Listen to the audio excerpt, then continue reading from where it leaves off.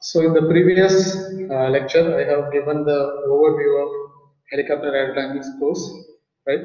So I hope you might have seen that, and those who are not not able to attend in the previous lecture, I request you to watch it in the BB helicopter aerodynamics BB itself. It will be available, right? So today we are going to see about the historical and configurational aspects of helicopter.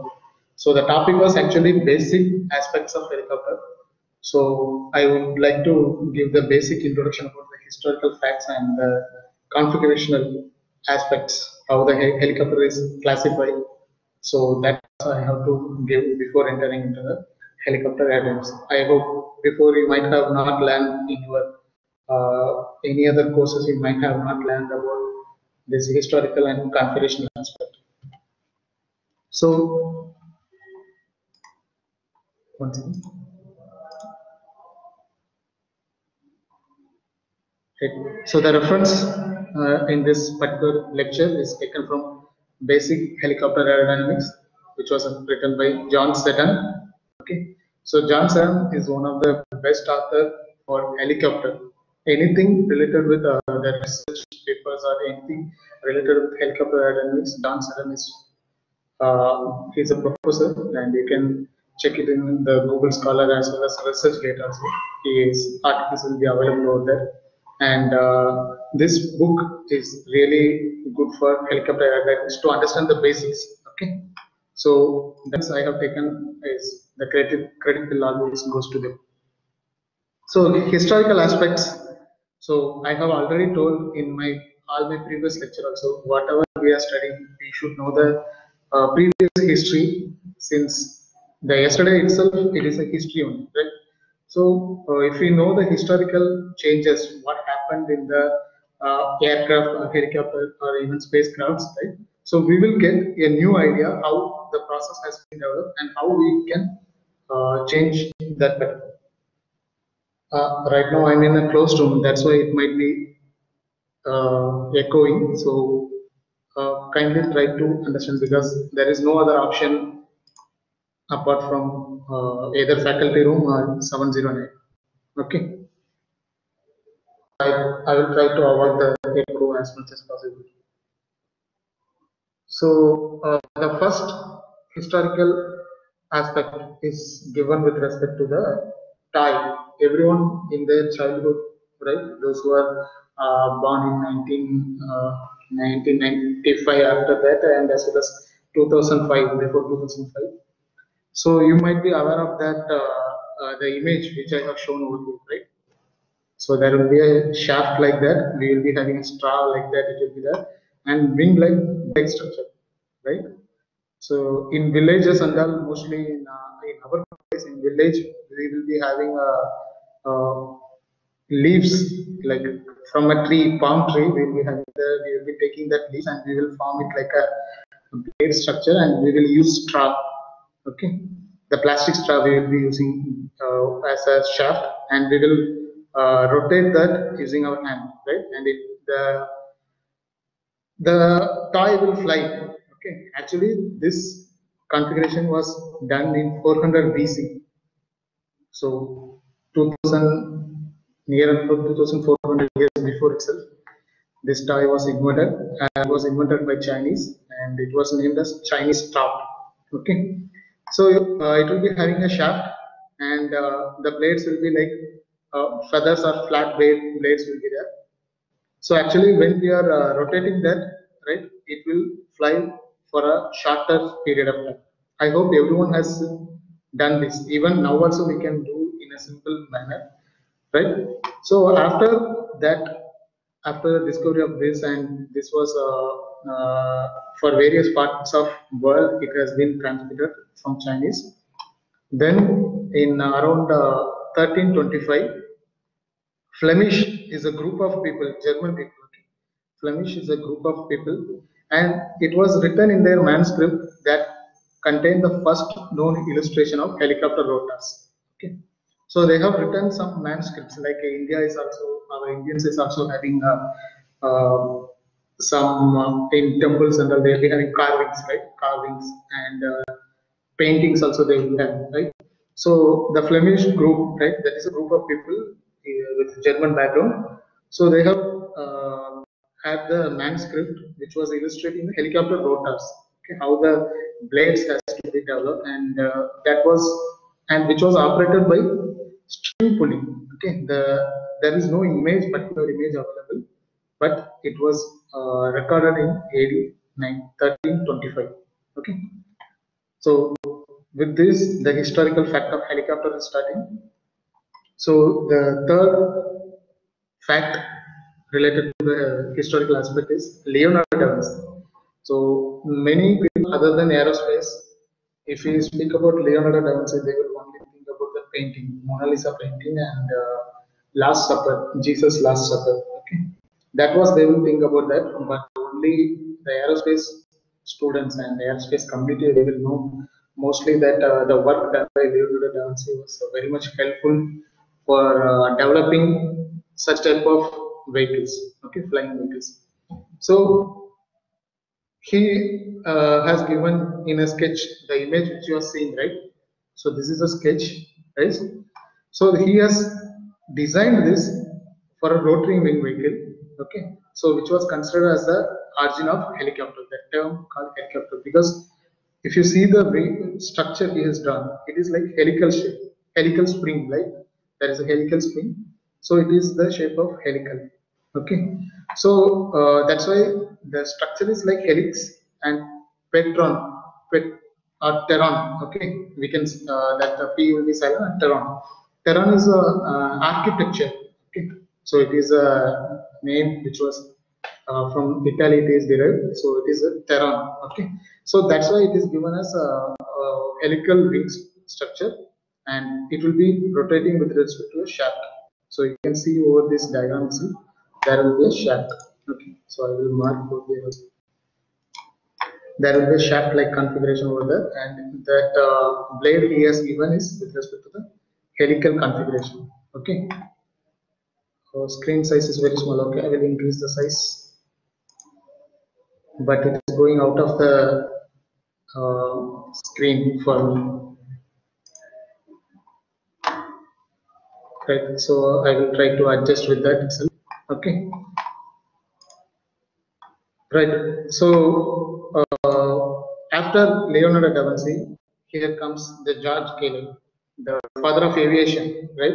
So the father of aviation has also given his statement for helicopter development.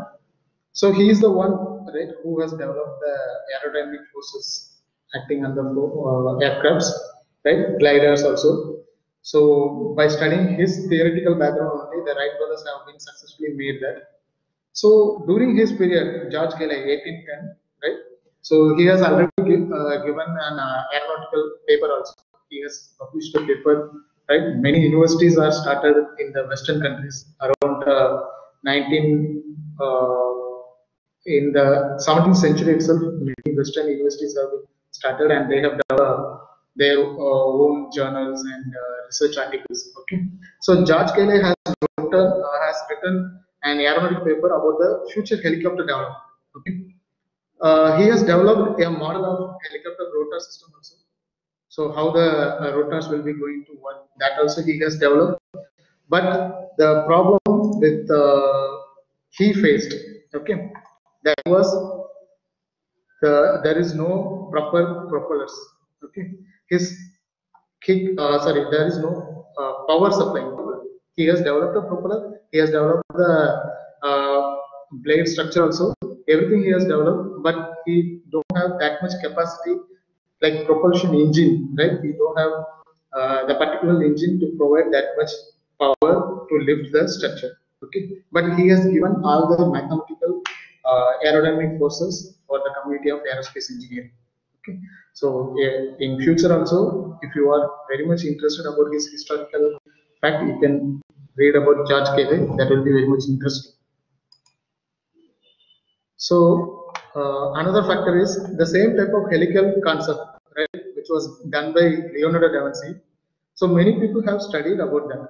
The research which was done by Leonardo da Vinci has been studied by many researchers at the period of 17th and 18th, even Wright brothers also have studied about the design concepts, okay, of the gliders.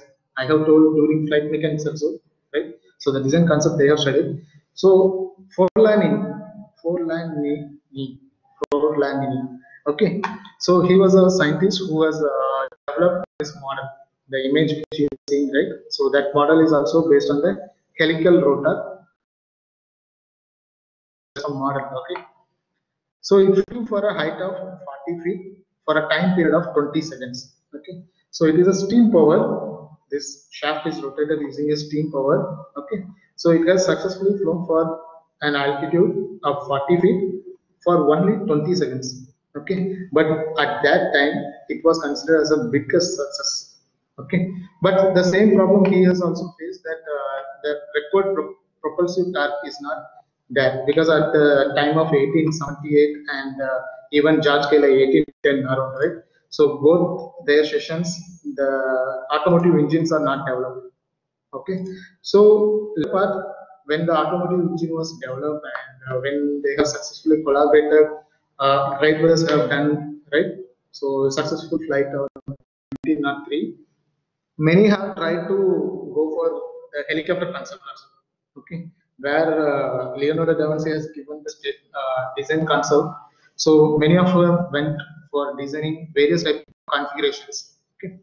So a powerful enough engine has been started, okay, around 1903. In 19th century it is not available, but when Wright brothers have used the automotive engines, then many of the people have started to do that. One of them was Louis Breguet. Okay, so he achieved a milestone where it is successfully lifted rotary wing aircraft. Okay, first man lifted. So you have to understand, this is not a man lifted. This is a model. It flew to a height of 40 feet for 20 seconds, but the Louis Breguet, it was the first man lifted vehicle. Okay, so the image is showing the second one, Paul Corno. That the image which was in the right side, it is showing the Paul Corno. So this Louis Breguet image, I couldn't able to get it. So the altitude that was achieved is 2 feet, and the time, the endurance of flight is 1 minute flight was the result. Okay, but that was the first time the man has been lifted through rotary wing aircraft. Okay, so in November 1907, Paul Cornu, okay, he has developed a like tandem layout. Okay, now you might have seen Chinook, right? Chinook helicopter, right? So it is having two main rotors like that. So this type of configuration has been developed in 1907 itself. Okay, Paul Corno, who has developed tandem layout. Okay, so there will blade will be in the front section and the back section also. Okay, so that has for the period of 20 seconds, and it was fitted with two rotors around approximately 20 feet diameter. So the diameter of the rotor is 20 feet mounted in the tandem layout. Okay, so this was also considered as one of the true flight, as like there was a contradictory statement that in September 1907 Louis Breguet and November 1907 Paul Cornu, there is a contradiction will be done. Okay, so both the rotors will be rotating into the opposite direction to maintain the stability. Okay, right. So after that particular part, many of the people have started to develop the helicopters as like the aircraft has been developed and evolved. Okay, so in 1912, Ellingheimer uses cyclic pitch. So cyclic pitch is one of the important term. Till now, we are using that. Okay, that cyclic pitch is one of the important factor which we are using till now, right? So I will explain what is cyclic pitch when we are going in depth of that. But it was discovered in 1912. For the time being, just note it down that in 1912 the cyclic pitch was discovered by Ellingheimer, and successfully it has been given the stability and control for the helicopter. Okay, before that, some of the videos also you might have seen in social media that the old type of aircrafts and helicopters have been flown, right? So if you are not able to see that videos, I will post it in the next class also. Okay. So the cyclic pitch is developed to make the stability and control of the aircraft. Okay. So in May 1918, the helicopter was first implemented in the military. Okay. So the image which you are seeing, right? So that was the helicopter which was implemented. It was named as PKZ-2. It was implemented in the military purpose. And in 1921, the quadcopter concept was developed. So many of you, as we are using drones, right? Nowadays, the quadcopter configurations. So the quadcopter configuration was first implemented in 1921, right?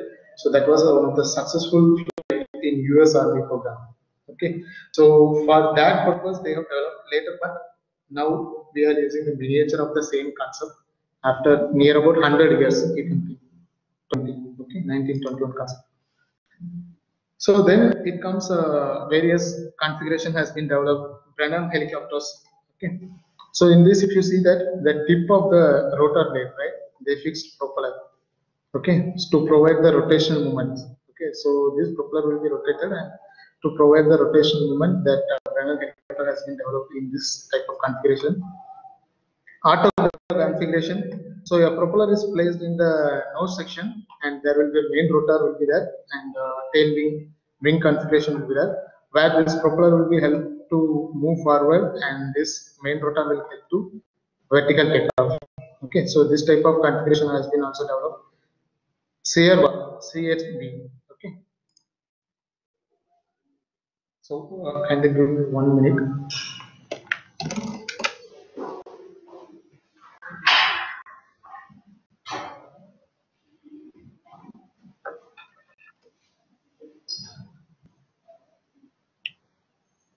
Can you feel the echo now? I hope there won't be any echo here. Okay. Right. So skeleton model of helicopter, right, which you are seeing in the left side. So the modern helicopters which we are seeing right now, right? So it was started around the World War II. Okay, it was started to develop around World War II. So the skeleton model has been given over in the initial concept 1941, and in 1945 Bell 47 was developed, and it was successfully used for many years. Okay. So then the later part, various types of configuration has been tried. Tricopter, okay, three main rotor blades have been used. Okay, but those configurations are not successfully flown. The Bell 47, right? These configurations you might have seen in old Bollywood or Hollywood movies also. This type of configuration will be used widely. So, and another concept is rotodyne. So turbopropeller engine is placed under the wing, and the main rotor is also fixed. So both will be used for forward motion as well as the vertical takeoff configuration. So apart from that, different various types of tail section also, because the tail is one of the important factors for helicopter to maintain the stability of the helicopter. Okay, so various types of tail plane has been developed. Okay, so what we are seeing over here, right, in the right side image, that is Westland. It is one of the best helicopter which has successfully flown world record speed of 400 km per hour. Okay, so the airframe, the design of airframe was appreciated by many other organizations. Okay, those who are developing the helicopters, those who manufacture the helicopters. This Westland Linux is achieved a world record speed of 400 km per hour in the year of 1986. Okay, so another one record was developed by Eurocopter AS350 in 2005. Okay, so it was holding the altitude record. So they have the pilot has successfully landed in the Mount Everest. So till now, this is the highest, we can say, service ceiling and absolute ceiling. Okay, so absolute ceiling achieved by the helicopter till now. Okay. So if you see the tip vortices, so before entering into the main particular topics, I have to give this as a small hints how the tip vortices will be seen with smoke generator. Okay. So for a fixed wing aircraft, everyone knows the around the tip, right? The vortex formation will be there, right? In the first image. So in the first image, you can see for unfixed wing aircraft how the tip vortices will be there, and for a propeller, right? The strips propeller tip vortices will be causing the slipstream conditions also, right? Various slipstream conditions will be also focused on that.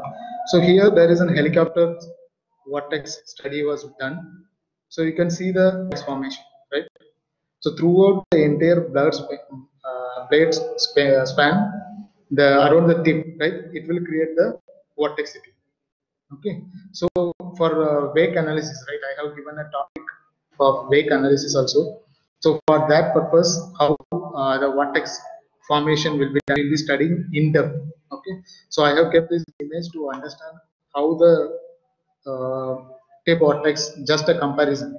Okay, so for an helicopter, it will be like a cone-like shape. So in the next image, you can easily see what it is related with. Okay. So there are 5 images have been represented only to study about the rotor vortices. That is wake. They will be calling it the term called rotor wake. Okay. So this 5 image will represent each and every phases of the helicopter, how it is done. Sorry. Right. So first image is hover in the ground effect. So the ground effect is nothing but when the helicopter is near to the ground, right? So due to the thrust produced in the blade, right, it will hit the ground and the air will be like a bouncing back to the blade. Okay. So when I will show one video also later. When the rotor is rotating, right? When the helicopter is in the ground and if the rotor is rotating, air will be sucked from the top and it will be blown towards the down section. Okay, so I will mark. So the air will be flowing in this direction. Okay, to the rotational effect. So when it is hitting the ground and it will bounce back. Okay, so when it is bouncing back, the already the blade is rotating, right? So when the blade is rotating and the bounce back, the air will hit the blade surface area and that will provide a lift. Due to that, it will provide a lift for the helicopter, entire helicopter. Okay. So that's what the ground effect is called as, right? So what is the hover? Hovering means when the helicopter is in the steady position, it is not going to move up or move down. It is going to fly at the steady position. Okay. So hover in the ground effect. So the helicopter is trying to hover. So while hovering, due to that hit background, right? So when it is coming back, it will provide a lift. That was the ground. So you can see the wake formation, how it is providing. The rotor wake is done during the hovering in the ground. Okay. So same here, hover in ground to out of the ground B image. Okay. So from the A image, right? That is, it is in the helicopter is in the ground, okay, with along the ground effect, okay. So in the second image, when the helicopter started to move, lift from the ground, okay, the B image indicates that when the helicopter is started to vertical climb from the ground, okay. So and it is trying to move out of the ground effect, okay. So when it is near to the ground, it will be having the ground effect, that is IGE. Okay, so when the helicopter is in the ground effect, that is mentioned as IGE. When it is moving out of the ground effect, out of the ground effect means there won't be any lift produced. Further, there won't be any lift produced. Okay, that is out of the. So when the helicopter started to lift, you can see the wake formation, right?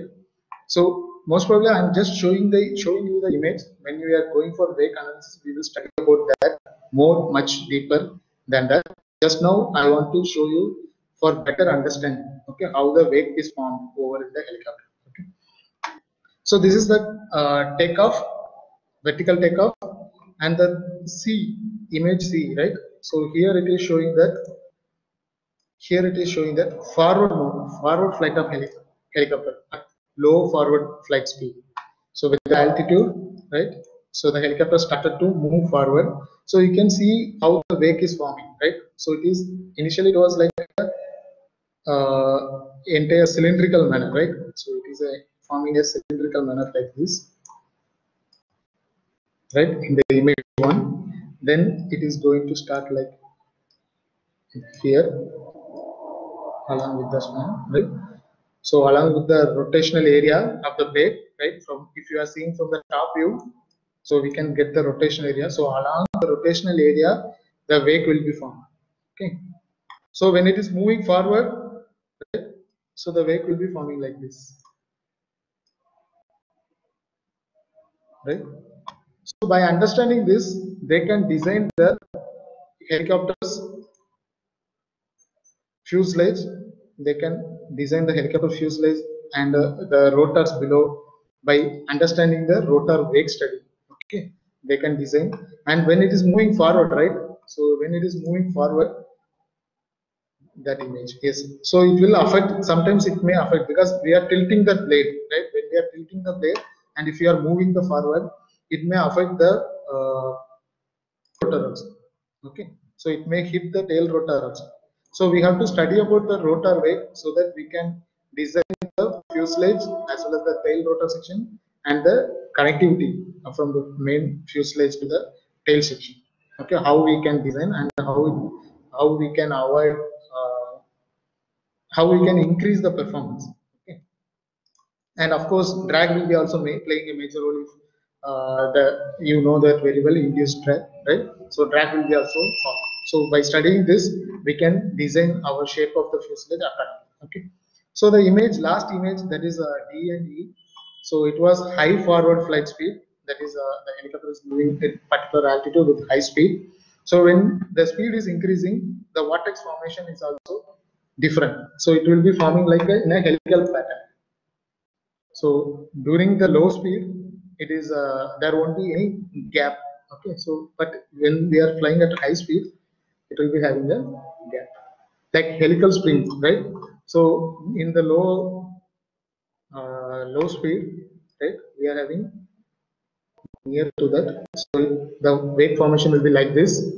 At the higher altitude, higher speed, the wake formation will be separated with some gap. Okay, there will be a gap between each ring formation. Okay, so each ring formation there will be a gap, okay, like a helical spin. So I hope you understood that why we have to study about the wake formation, because to reduce the drag and to design the fuselage structure and other structural part accordingly. Okay, so next one is configuration of helicopter. So that tandem configuration, Boeing has developed this type of tandem configuration. We are seeing in Chinook also. So that was previously installed in Berthold. Okay, so where we'll be having two rotors, right? Main rotors, but it will be rotating in the opposite direction to maintain the stability. And side by side configuration. So that one is tandem configuration. Kindly note that name. So this is the tandem configuration helicopters, and the one which I'm showing here is side by side configuration. So side by side configuration is like there will be a wing-like structure, and the engine is placed at the tip of the wing. Okay, so it is also having two main rotors. Okay, contra rotating anti-clockwise. One will be rotating in the clockwise and one will be rotating in the anti-clockwise direction. Okay, so the contra rotating main rotors have been developed, and it will be like we can move the aircraft forward and we can land, right? We can take off from the vertical areas. Both can be done. Okay, so if you see the tail section, it is classical tail section which was used for conventional fixed wing aircraft. So the same pattern they have used over here also. Okay, so this is side by side configuration, and the third one is coaxial configuration. So coaxial configuration is a configuration which uses same shaft will be used, but two main rotors will be there in the same shaft. Okay, so you can see over here, this is one main rotor hub and another one is, this is another one main rotor hub. Okay, so but one will be rotating in the clockwise, another one will be rotating in the anti-clockwise direction. Okay, so one will be in the clockwise, another one will be in the anti-clockwise direction. So by rotating that clockwise and anti-clockwise, we can maintain the stability of the helicopter.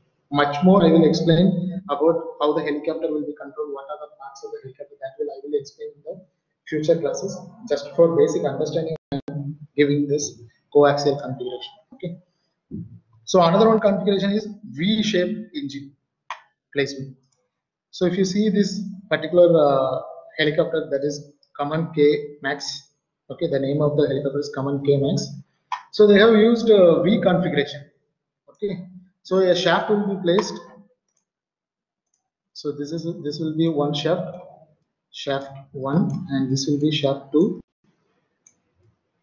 Okay, so two rotor blades will be also fixed over here. Okay, so one will be rotating in the clockwise, another one will be rotating in the anti-clockwise, and there won't be any intersection. The blade rotation speeds and other configurations have been placed in such a way that the blades won't interfere with each other.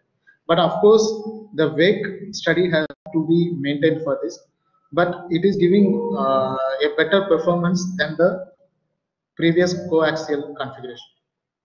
Okay, when we are speaking about this coaxial and comparing this, right, in this section, this configuration, V configuration is giving more better performance than the previous one by comparative study of wake analysis and the experimental study also have they out.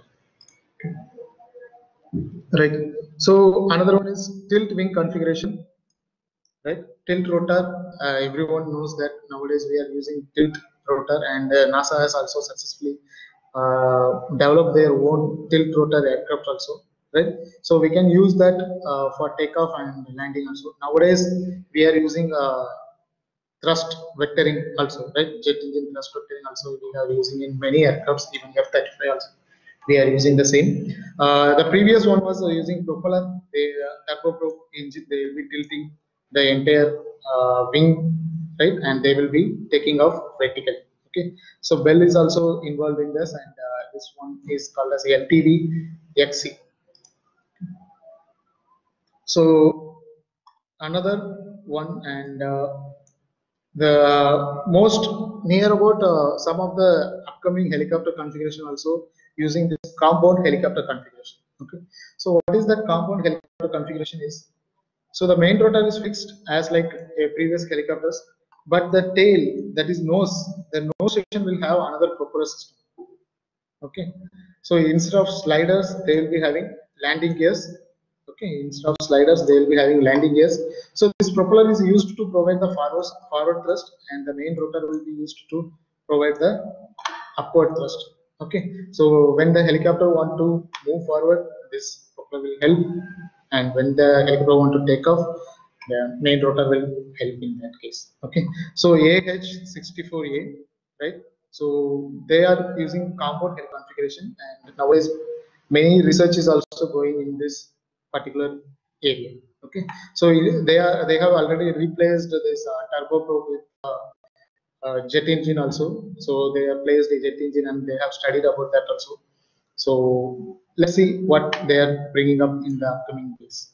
Okay, so once again I would like to say that the reference has been taken from Basic Helicopter Aerodynamics, John Seddon. Today I will share the book with you guys, so whenever you are having free time you can go through that. So in tomorrow's lecture we will be learning about basic concepts, how the helicopter will fly, what are the control surfaces are in that helicopter, and how the pilot will control that, and how the takeoff will be done, how the forward flight will be done, so how the aircraft helicopter will be controlled during the flight. So those factors we will be studying in the next class. Okay, so with this I am ending the today's session, and I